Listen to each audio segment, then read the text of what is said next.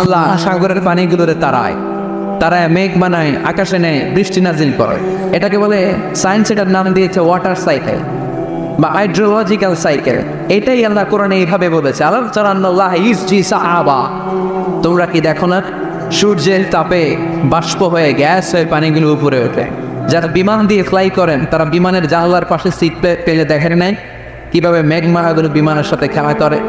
এগুলো তৈরি করছে কে? তার মানে কোরআন যা বললো বিজ্ঞান তাই বলে।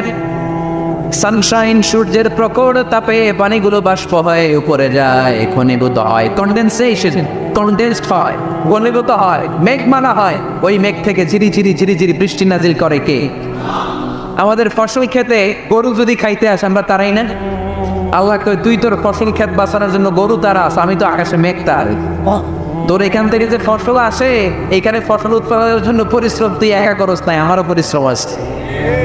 তুই দুনিয়ার জমিনে ছাগল তাড়িয়ে দিস, মেঘ তাড়িয়ে দিস, আমি আল্লাহর আদেশে আকাশের মেঘগুলো আমি তাড়িয়ে তোর ক্ষেতের উপরে, ফসল ক্ষেতের উপরে নিয়ে বৃষ্টি নাজিল করে আমি সবুজ শ্যামল ফসল ক্ষেত দিয়েছি। তার মানে সায়েন্স যা বলেছে আর বিজ্ঞান যা বলেছে মিল আছে না নেই? আকাশে মেঘমালা দেখলে বিষ্ণু ইসলাম ভয় পেয়ে যেতেন, দোয়া পড়তেন আল্লাহুম্মা সাইয়্যিবান নাফিআ, আল্লাহ উপকারী বৃষ্টি দেয়। বৃষ্টি দেখলে, মেঘ দেখলে আল্লাহ রাসূল পেরেশান, একবার ঘরের ভিতরে আরেকবার বাইরে, একবার ভিতরে আরেকবার বাইরে। আম্মা জান বলতেন ইয়া রাসূলুল্লাহ, আকাশে মেঘ দেখলে আপনি পেরেশান হন কেন?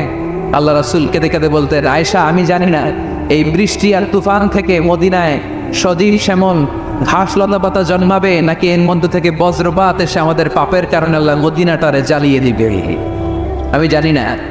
আমরাও যে আকাশে মেঘমালা দেখি, আমরা কি জানি এটা কি রহমতের মেঘ না আযাবের মেঘ? জানি আমরা। তারপরও বৃষ্টি আসলে আমাদের গান আসে না নেই? বৃষ্টি